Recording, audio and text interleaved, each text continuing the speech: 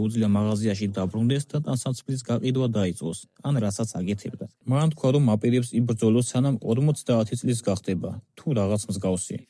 მე კი ვამბობ, მინდა ის დავუმასხო, სანამ 50 წლის გახდება. ფიქრობ, ნიუ-იორკში მას შემდეგაც მარიუნბოლო ბრძოლა მოიგო. ხალხი ფიქრობდა, რომ ეს მისი შემდეგი ბრძოლა იქნებოდა. იმის გათვალისწინებით, რომ ტიტულისთვის უკვე იბრძოლე და მას ხალმოგებთა სერია აქვს. ასე რომ ნიუ-იორკში პაჩიმექსის დამარცხების შემდეგ ფიქრობდით, რომ მარიო თქვენი შემდეგი მეტოქე იქნებოდა? დიახ, როდესაც ვნახე, რომ მან გაიმარჯვა, ხაბიბმა მომწერა, ან მე მივწერე, ზუსტად არ მახსოვს, რომ ეს ბიჭი ჩემი შემდეგი მოწინააღმდეგე იქნებოდა.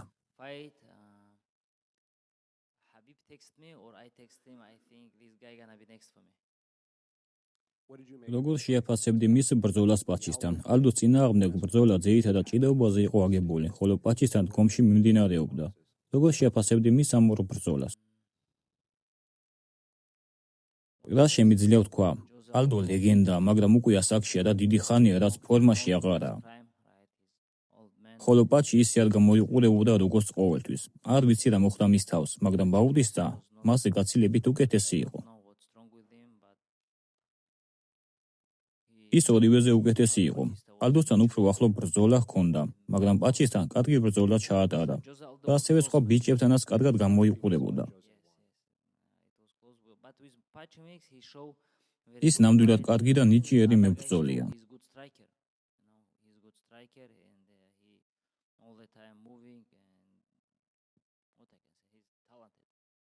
შენი ბოლო ბრძოლის შემდეგ იანვარში რა დრო დაგჭირა, რომ თავი ჯანმრთელად გეგრძნო და სავარჯიშო კემპს დაბრუნებოდი? საფულის შემდეგ კემპში ვარ. ელოდი აბუ-დაბის ქალზე ბრძოლას, იმიტომ რომ როგორც ჩანს, ჭორები იყო, თითქოს ვანკუვერში უნდა გეჩხუბა და თან 5 რაუნდიანი ბრძოლა იქნებოდა. რა თქმა უნდა, აბუ-დაბიში ჩხუბი და აქ მომზადება ჩემთვის უფრო უკეთესია, რადგან ბევრ ჩემ მეგობარს შეუძლია აქ ჩამოსვლა და დახმარება.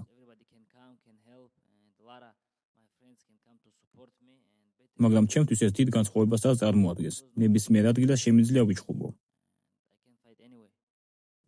ბევრი ჯერ კიდევ ამბობს, რომ მხოლოდ შენ შეგიძლია მერაბის დამარცხება. თვითონ მერაბსაც კი თითქმის ყველა ინტერვიუში შენზე ეკითხებიან. ასე რომ, თუ ამ ბრძოლას მოიგებ, ლოგიკურად მიგაჩნევ, რომ მატჩი უნდა მიიღო. ბოლოს და ბოლოს ყველა შენზე საუბრობს. რა თქმა უნდა, თუ ორივე მოვიგებ ჩვენს ბრძოლებს, ეს ფანებისთვის და UFC-სთვისაც საინტერესო იქნებოდა.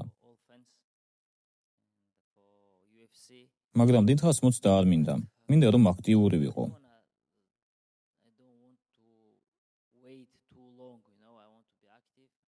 ასე რომ, ვნახოთ რა იქნება. ამ ბრძოლის შემდეგ, იანვარში ან თებერვალში მინდა დავბრუნდე ისევ და კვლავ ვიჩხუბო.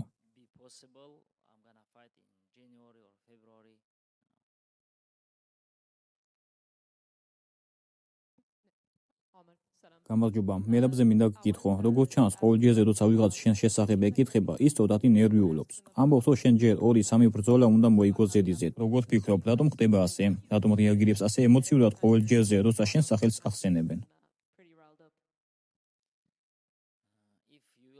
თუ მას კითხავ, ფიქრობ იტყვის, რომ კიდევ 10 ბრძოლა უნდა ჩავატარო. მანამდე კი პენსიაზეც გავა. იცით, ეს უბრალოდ მისი აზრია. მისი მოსაზრებაა და შეუძლია ის თქვას, რაც უნდა. მაგრამ რა თქმა უნდა, რეალობა სხვანაირი იქნება. გგონია, რომ ეს იმიტომაა, რომ მისთვის ყველაზე რთული მეტოქე იყავი, განსაკუთრებით მისი ჩემპიონობის გზაზე. ანუ ეგ არის მიზეზი თუ რაიმე სხვა დგას ამ მის უკან, რაზეც ხალხმა არ იცის. რატომ არის ასე, რომ თითქოს მხოლოდ შენს მიმართ აქვს ამხელა აგრესია და ემოცია? იმიტომ რომ მანაც და ყველა მისის, რაც მოხდება შემდეგ ბრძოლაში. პირველი ძალიან ახლო ბრძოლა იყო და ეს ცოტა სასაცილოა ყველასთვის, არა მხოლოდ ჩემთვის. ამას ყველა ხედავს.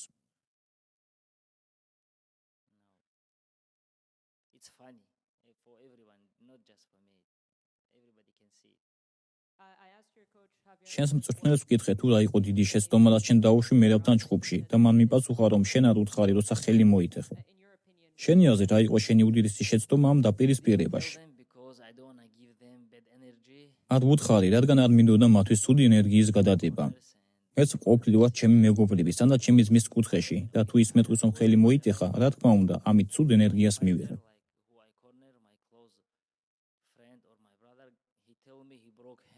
შემეძლო ხაბიბისთვის მეთქვა, მაგრამ ამით რა?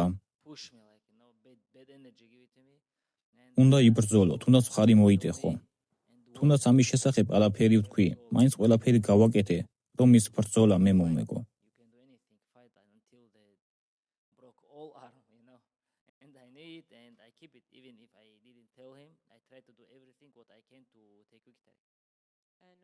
რაც ფიქრობ მერაბისა და კორის დაპირისპირებაზე, მერაბმა სტრაიკინგი გააუმჯობესა, რამ გაგაკვირვა მის ბრძოლაში. როდესაც ცდილობ ფეხზე შეუტიო და ტეიქდაუნი გააკეთო, ამ დროს შენთან სტრაიკინგში ბრძოლა რთულია. ამას მეც ბევრჯერ ვაკეთებ და კარგად მესმის. ყოველთვის ფოკუსირებული უნდა იყო და არც არაფერს გაუკვირვები ვარ. არც იმას, თუ როგორ დასრულდა ბრძოლა. მას ახალი არაფერი უჩვენებია. მას კორი მიწაზე არ უკონტროლებია, არ უცდია დასაბმითება ან დახრჩობა. ასევე არც კი სცადა მისი მიწაზე გაჩერება და დარტყმების მიყენება. ხოლო წაქცევა და ისე ფეხზე წამოდგომა ყოველ ჯერზე. ეს კარგია. მას შეუძლია ის გააკეთოს, რაც თავად სურს. გამარჯვება.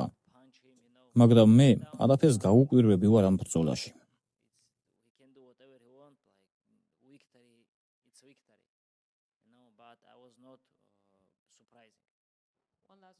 რაც ფიქრობ მერაბისა და პიოტრიანის დაპირისპირებაზე, ფიქრობ იანს აქვს შანსი რომ შური იძიოს მის მაცხზე?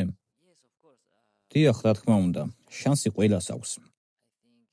იანი ჩვენს დივიზიონში ერთ-ერთი ძლიერი მებრძოლია. ყველაფერი დამოკიდებული იქნება იმაზე, თუ როგორ იქნება მზად და ასევე თუ როგორ მოახერხებს მერაბი ბოლო ბრძოლიდან გამოჯანმრთელებას, რადგან ერთ წელში 4 ბრძოლა სხეულისთვის ცუდია.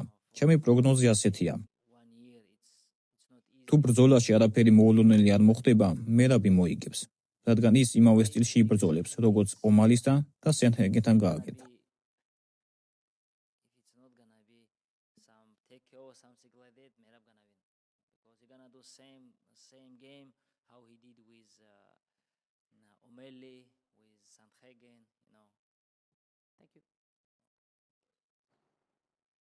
თუ მერაბთან 10 ბრძოლის ჩატარება მოგიწევდათ, რამდენს მოიგებდით ამ 10-დან? 7, 8, 9 თუ რამდენს? Если продолжить ее вопрос, из 10 боев твой бой против Мераба, из 10 боев сколько раз ты выиграешь или сколько раз проиграешь?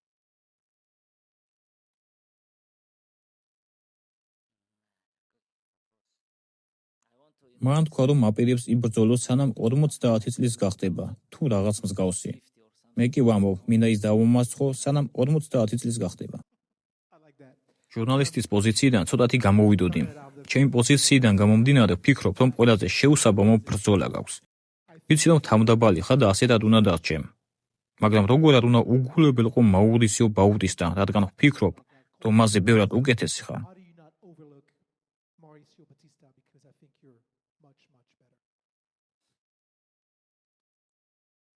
არ ვფიქრობ, რომ სტრაიკინგში მასზე ძლიერი ვარ. თითქმის ეს დონეზე ვარ. ის ჭკვიანურად მოძრაობს, ძირითადად ქულებზე მუშაობს, ენერგიას დარტყმებზე არ ხარჯავს, შესაბამისად ძლიერადაც არ ურტყავს. ნამდვილად არ ვიცი რატომ თქვა, რომ ჩემი პირველივე რაუნდში დაფინიშება უნდა, ვერ ვიხსენებ ვინმეს, ვინც მან ბოლო 8 ჭხუბის დროს დააფინიშა. რა თქმა უნდა, ჩემი ჭიდაობა და გრეპლინგი უკეთესია ვიდრე მისი. მაგრამ კიდევ ერთხელ აღვნიშნავ, მისი სტრაიკინგი ნამდვილად კარგია.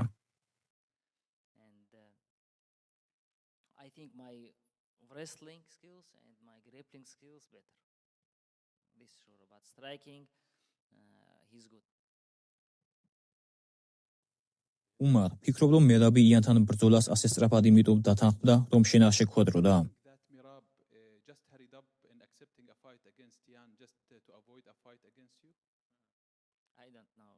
ვერ გეტყვი, ეს მისი საქმეა, შეუძლია ის გააკეთოს, რაც მას სურს.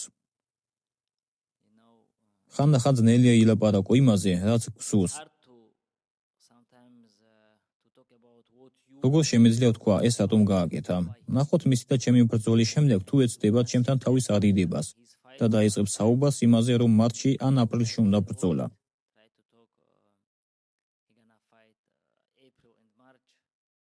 თუნდაც ასე მოხდეს და თავი ამარიდოს. მე მოცდა ნამდვილად არ მინდა. მინდა რომ აქტიური ვიყო. მინდა ვიბრძოლო და იმედი მაქვს რომ ასეც იქნება. ისლამი თუ იქნება შენს კუთხეში. არა, ისლამი უკვე გაემგზავრა ნიუ-იორკში და ბრძოლისთვის ემზადება. ზოგის აზრით, მათ ღმერებთან იმის ბრალია, რომ ხაბიბის მითითებებს უსმენდი და არა ხავიერ ერნანდესის, როდესაც ის გეუბნებოდა, შეგენარჩუნებინა დისტანცია და დათმებით გემუშავა. ხაბიბმა კი პირიქით, გირჩია უფრო მეტი თეიქდაუნის შესრულება და ჭიდაობა, რამაც ენერგია გამოგაცალა. არა, ეს იმიტომ არ მოხდა, რომ ვინმეს მოусმინე, ან არ მოусმინე. ამის ბევრი ფაქტორია. ერთ-ერთი მათგანია, რომ ხელი მოვიტეხე და გეგმა არ შევცვალე. ასე რომ, ბევრი უნდა ვიმუშაო ჩემს ჭიდაობაზე. უფრო ფოკუსირებული და დისციპლინირებული უნდა გავხდე. საკუთარ თავზე უნდა ვიმუშაო. ასე რომ, მწვრთნელების ბრალი არაფერია.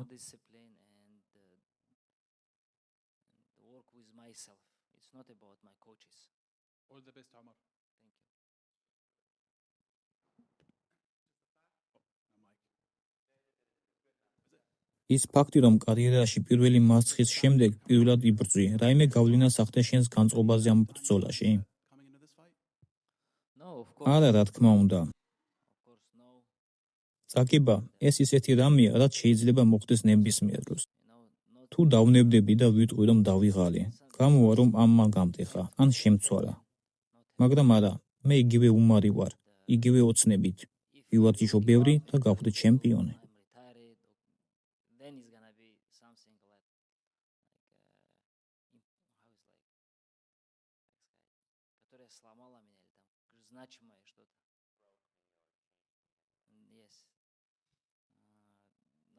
Nothing changed, same Umar, with the same dream.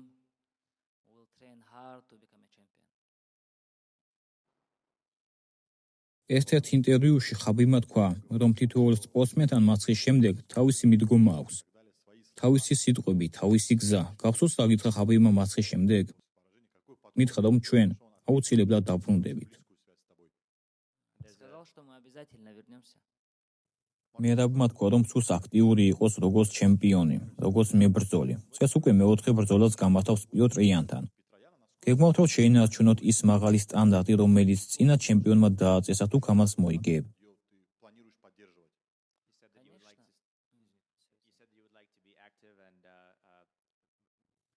ბრძოლისთვის მომზადებისას ყოველთვის ბევრი ფაქტორია გასათვალისწინებელი.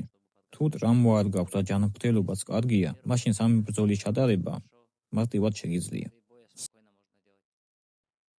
თქვი, რომ იგივე უმარი ხარ იგივე ოცნებით, თუმცა ალბათ ოცნება არა მხოლოდ UFC-ის ჩემპიონობა, არამედ ისტორიაში როგორმე შესვლაც. როგორ ფიქრობ, რამდენი დაცვაა საჭირო, რამდენი ბრძოლა უნდა ქონდეს ჩემპიონის ტიტულის მოგების შემდეგ, რომ ისტორიაში ჩაწერო საკუთარი თავი?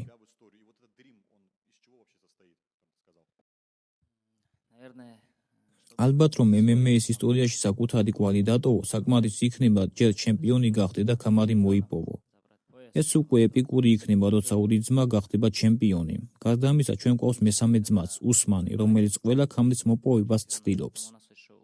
ამიტომ ვფიქრობ, რომ მხოლოდ ჩემპიონობა უკვე კარგი იქნება და საამაყოც, მაგრამ რა თქმა უნდა, მინდა რაღაც ჩემი კვალი დავტოვო ამ სპორტში. ამ ეტაპზე ჯერ ძალიან ადრეა ამაზე ფიქრი, მინდა ჯერ ჩემპიონი გავხდე და მერე უკვე ვილაპარაკოთ მომავალზე.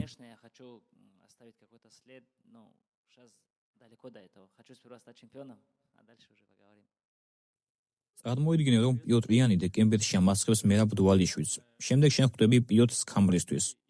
სთხოვ UFC-ის რომ ეს ბრძოლა მოსკოვში ან სხვა ქალაქში ჩაატაროს. ფიქრობ, სატიტულო ბრძოლის ჩატარება რთული იქნება, განსაკუთრებით ახლა. შეიძლება აქ აბუ-დაბიში ჩაატარონ. მაინც ბევრი ადამიანი შეძლებდა მოსვლას და მხარდაჭერას. ნებისმიერ შემთხვევაში ამას მებრძოლი არ წყვეტს. ყველაფერი ორგანიზაციამ უნდა გადაწყვიტოს.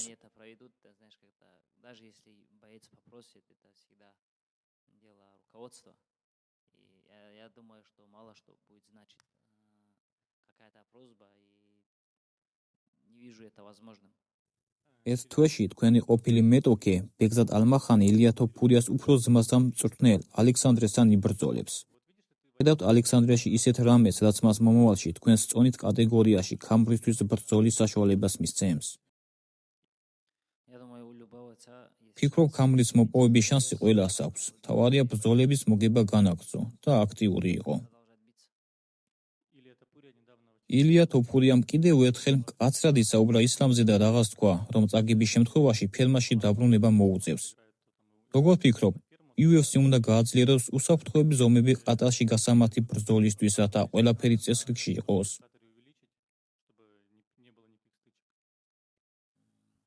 Знаешь, მენი პაკიაო ერთხელ თქვა, ნებისმიერი ადამიანი, განსაკუთრებით სპორტსმენი, ვინც თავს სხვაზე მაღლა დააყენებს ან დამცინავად მოექცევა, სწორედ ის იქნება, ვინც დაეცემა. понимаешь, там ასეთი ლამაზი სიტყვები თქვა მან.